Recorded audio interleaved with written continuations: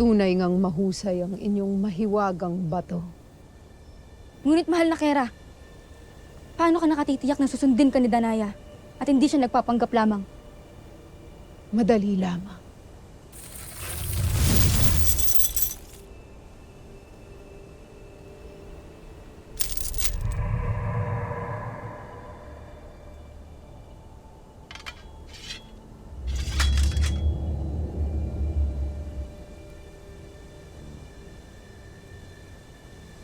Patunayan mo ang iyong katapatan sa akin.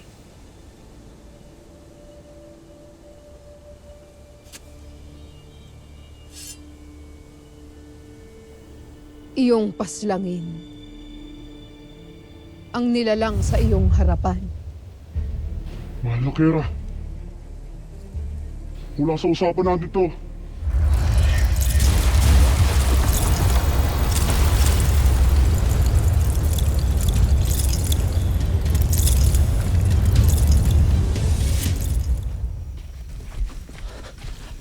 Kaya, sandali lang. Hindi ko na talaga kaya. Ilo, Nakaya.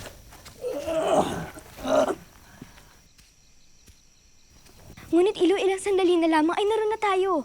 Makikita natin at makakasama ang aking kapatid at si Ada. Kaya bumangon ka na, Ilo. Matagal ko na rin silang gustong makita.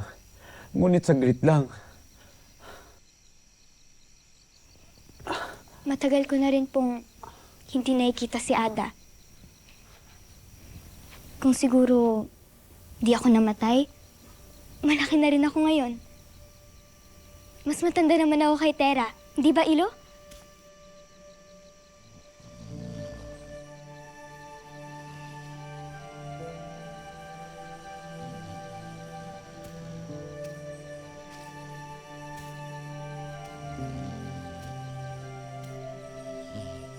Kaunti-unting sandali na lamang, Ada.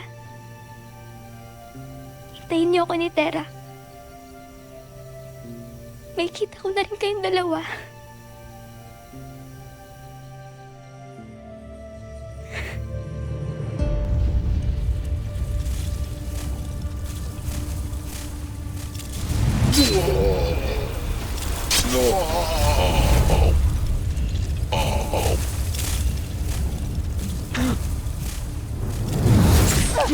Tunay nga nakamamangha ang kapangyarihan ng itim na bato, mahal na Kera.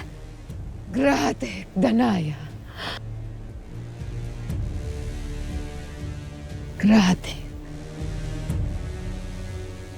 Isang karangalan. Lahat ay aking gagawin alang-alang sa'yo. Mahal na Kera. Ngayon na napatunayan mo na ang iyong katapatan sa akin. Panahon na upang iyong gawin ang mas mahalagang tungkulin.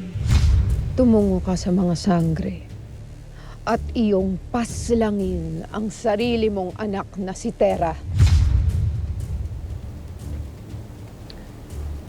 Masusunod. Mahal na Kera.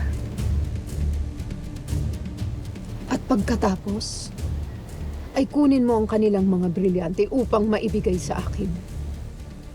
At para makatulong sa iyo, aking ibabalik ang iyong kapangyarihang maglaho.